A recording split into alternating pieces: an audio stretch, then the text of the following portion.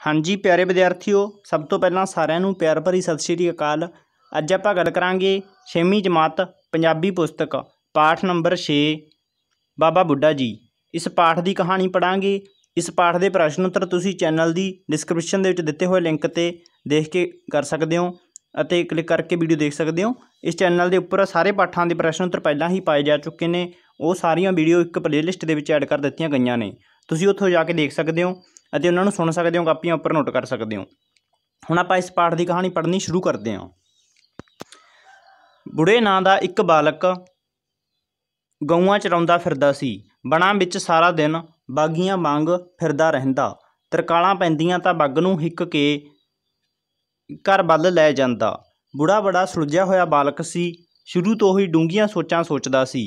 एक दिन गऊआं चराउंदे चराउंदे ने रावी दे किनारे गुरु नानक देव जी नूं अंतर ध्यान बैठियां वेखिया। गऊआं चराउंदा घड़ी मुड़ी उधर फेरा मारदा ते वेखदा कि एक महात्मा उसी तरह अडोल समाधि लाई बैठे हन।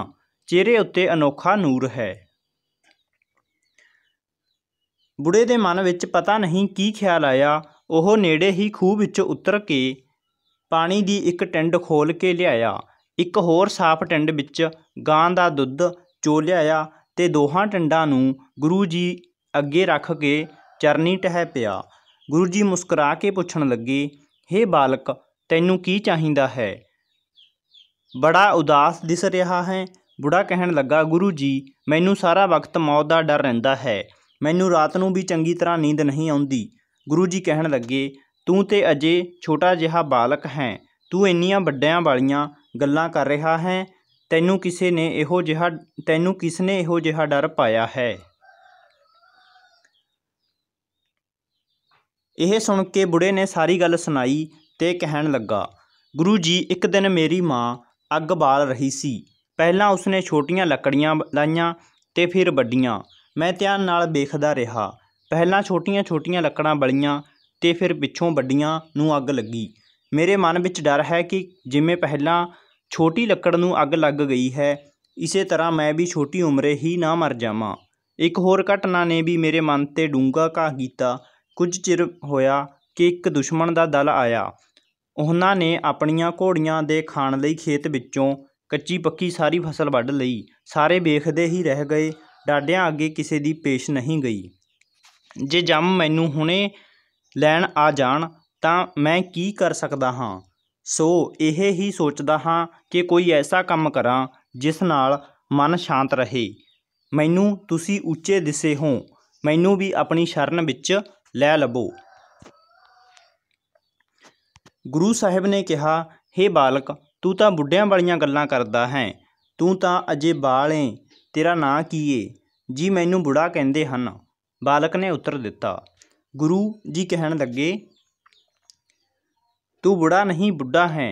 हे बुढ़े बालक तैनूं रब ने ਉੱਚੇ काम सौंपे ने, तू अपना ध्यान परमेश्वर नाल जोड़ी रखी। इस तरह मन दे सारे डर दूर हो जाते हैं।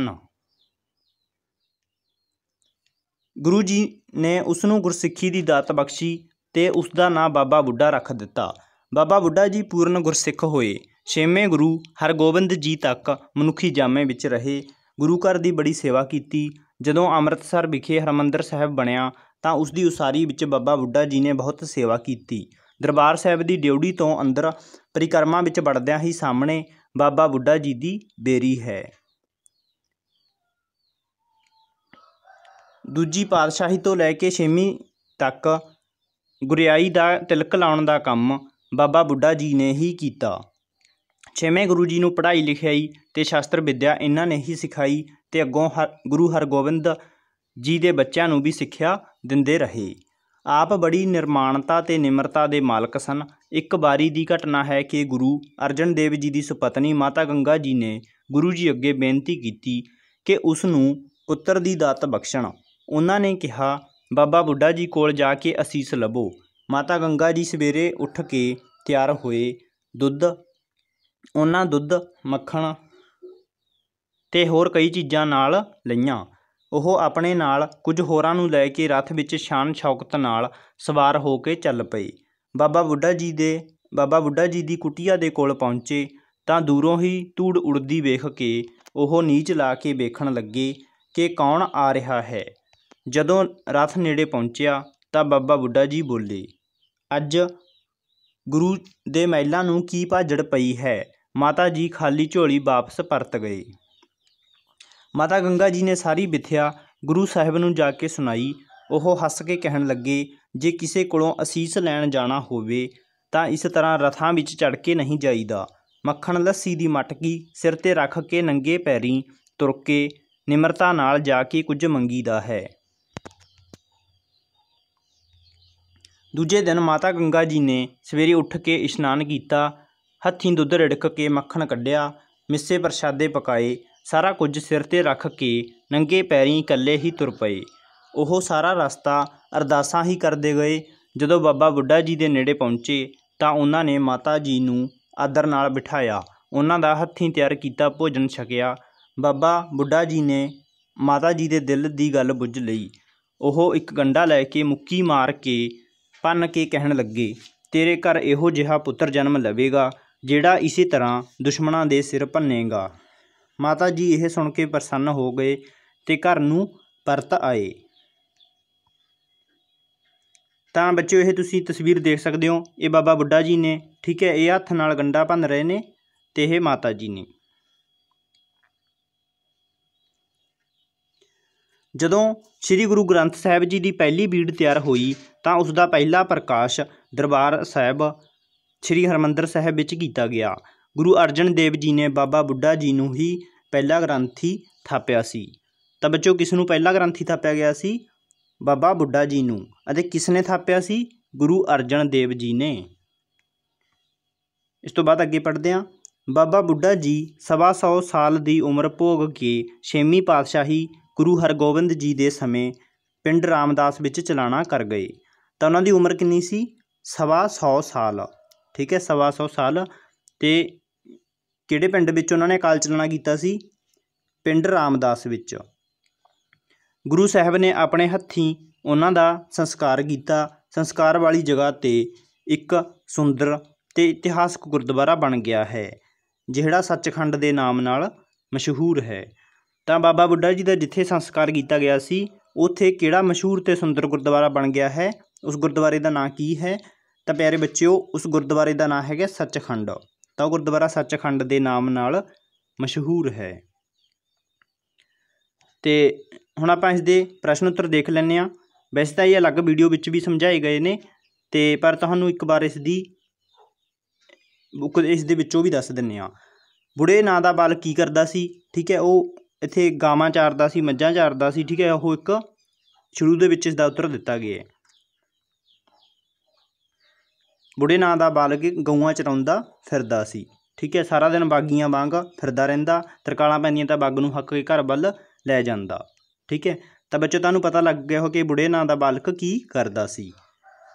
ਨੰਬਰ 2 ਹੈਗਾ, ਬੁੜੇ ਨਾਂ ਦਾ ਬਾਲਕ ਜਿਹੜਾ ਉਹ ਉਦਾਸ ਕਿਉਂ ਰਹਿੰਦਾ ਸੀ? ਕਿਉਂਕਿ ਉਸ ਨੂੰ ਮੌਤ ਦਾ ਡਰ ਸੀ ਅਤੇ ਉਸ ਨੂੰ ਲੱਗਦਾ ਸੀ ਕਿ ਮੈਂ ਛੋਟੀ ਉਮਰ ਦੇ ਵਿੱਚ ਹੀ ਨਾ ਮਰ ਜਾਵਾਂ। ਨੰਬਰ 3, ਗੁਰੂ ਸਾਹਿਬ ਨੇ ਬੁੜੇ ਨੂੰ ਕਿਸ ਚੀਜ਼ ਦੀ ਦਾਤ ਬਖਸ਼ੀ ਅਤੇ ਉਸ ਦਾ ਨਾਂ ਕੀ ਰੱਖਿਆ? ਗੁਰੂ ਸਾਹਿਬ ਨੇ ਬੁੜੇ ਨੂੰ ਗੁਰਸਿੱਖੀ ਦੀ ਦਾਤ ਬਖਸ਼ੀ ਅਤੇ ਉਸ ਦਾ ਨਾਂ ਬਾਬਾ ਬੁੱਢਾ ਜੀ ਰੱਖ ਦਿੱਤਾ। ਪ੍ਰਸ਼ਨ ਨੰਬਰ 7, ਬਾਬਾ ਬੁੱਢਾ ਜੀ ਨੇ 6ਵੇਂ ਗੁਰੂ ਅਤੇ ਉਹਨਾਂ ਦੇ ਬੱਚਿਆਂ ਨੂੰ ਕਿਸ ਪ੍ਰਕਾਰ ਦੀ ਸਿੱਖਿਆ ਦਿੱਤੀ? ਉਹਨਾਂ ਨੇ ਉਹਨਾਂ ਨੂੰ ਸ਼ਾਸਤਰ ਸਿੱਖਿਆ ਵੀ ਦਿੱਤੀ, ਠੀਕ ਹੈ। ਅਤੇ ਇੱਥੇ ਆਪਾਂ ਦਿਖਾਉਂਦੇ ਹਾਂ ਤੁਹਾਨੂੰ ਇਹ ਉੱਤਰ।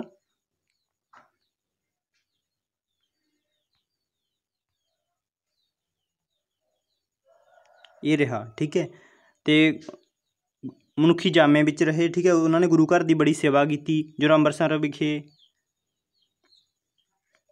ਇਹ ਵਾਲਾ ਆਤੇਗਾ ਉੱਤਰ, ਠੀਕ ਹੈ। ਦੂਜੀ ਪਾਤਸ਼ਾਹੀ ਤੋਂ ਲੈ ਕੇ 6ਵੀਂ ਤੱਕ ਗੁਰਿਆਈ ਦਾ ਤਿਲਕ ਲਾਉਣ ਦਾ ਕੰਮ ਬਾਬਾ ਬੁੱਢਾ ਜੀ ਨੇ ਹੀ ਕੀਤਾ। 6ਵੇਂ ਗੁਰੂ ਜੀ ਨੂੰ ਪੜ੍ਹਾਈ ਲਿਖਾਈ ਅਤੇ ਸ਼ਾਸਤਰ ਵਿੱਦਿਆ ਇਹਨਾਂ ਨੇ ਹੀ ਸਿਖਾਈ ਅਤੇ ਅੱਗੋਂ ਗੁਰੂ ਹਰਗੋਬਿੰਦ ਜੀ ਦੇ ਬੱਚਿਆਂ ਨੂੰ ਵੀ ਸਿੱਖਿਆ ਦਿੰਦੇ ਰਹੇ। ਤਾਂ ਬੱਚਿਓ ਅਗਲਾ ਪ੍ਰਸ਼ਨ ਦੇਖਦੇ ਹਾਂ। ਬਾਬਾ ਬੁੱਢਾ ਜੀ ਨੇ ਮਾਤਾ ਗੰਗਾ ਜੀ ਨੂੰ ਕੀ ਅਸੀਸ ਦਿੱਤੀ? ਉਹਨਾਂ ਨੇ ਅਸੀਸ ਦਿੱਤੀ ਸੀ, ਉਹਨਾਂ ਨੇ ਇੱਕ ਗੰਢਾ ਲਿਆ, ਗੰਢੇ ਨੂੰ ਮੁੱਕੀ ਦੇ ਨਾਲ ਮਤਲਬ ਹੱਥ ਨਾਲ ਭੰਨਿਆ, ਠੀਕ ਹੈ। ਅਤੇ ਉਹਨਾਂ ਨੇ ਕਿਹਾ ਕਿ ਤੁਹਾਡੇ ਘਰ ਇਹੋ ਜਿਹਾ ਬੱਚਾ ਜਨਮ ਲਵੇਗਾ ਜਿਹੜਾ ਦੁਸ਼ਮਣਾਂ ਦੇ ਸਿਰ ਇਸ ਤਰ੍ਹਾਂ ਹੀ ਭੰਨੇਗਾ। ਬਾਬਾ ਬੁੱਢਾ ਜੀ ਨੇ ਹਰਿਮੰਦਰ ਸਾਹਿਬ ਵਿਖੇ ਕਿਸ ਪ੍ਰਕਾਰ ਦੀ ਸੇਵਾ ਕੀਤੀ? ਠੀਕ ਹੈ, ਉਹਨਾਂ ਨੇ ਜਦੋਂ ਪਹਿਲੀ ਬੀੜ ਹੋਈ ਤਾਂ ਇਸ ਦਾ ਪਹਿਲਾ ਪ੍ਰਕਾਸ਼ ਹਰਿਮੰਦਰ ਸਾਹਿਬ ਵਿਖੇ ਵਿੱਚ ਕੀਤਾ ਗਿਆ। ਗੁਰੂ ਅਰਜਨ ਦੇਵ ਜੀ ਨੇ ਬਾਬਾ ਬੁੱਢਾ ਜੀ ਨੂੰ ਹੀ ਪਹਿਲਾ ਗ੍ਰੰਥੀ ਥਾਪਿਆ ਸੀ। ਠੀਕ ਹੈ, ਅਤੇ ਇਸ ਤੋਂ ਇਲਾਵਾ ਵੀ ਉਹਨਾਂ ਨੇ ਹੋਰ ਬਹੁਤ ਆਪਣਾ ਯੋਗਦਾਨ ਪਾਇਆ ਸੀ ਉੱਥੇ। ਤਾਂ ਬੱਚੋ ਇਸ ਦੇ ਪ੍ਰਸ਼ਨ ਉੱਤਰ ਤੁਸੀਂ ਚੰਗੀ ਤਰ੍ਹਾਂ ਇੱਕ ਵੀਡੀਓ ਦਿੱਤੀ ਗਈ ਹੈ ਡਿਸਕ੍ਰਿਪਸ਼ਨ ਦੇ ਵਿੱਚ, ਲਿੰਕ ਦੇ ਵਿੱਚ। ਠੀਕ ਹੈ, ਤੁਸੀਂ ਉੱਥੋਂ ਦੇਖ ਸਕਦੇ ਹੋ। ਅਗਲੇ ਪਾਠ ਦੀ ਕਹਾਣੀ ਜਲਦ ਲੈ ਕੇ ਹਾਜ਼ਰ ਹੋਵਾਂਗੇ। ਧੰਨਵਾਦ।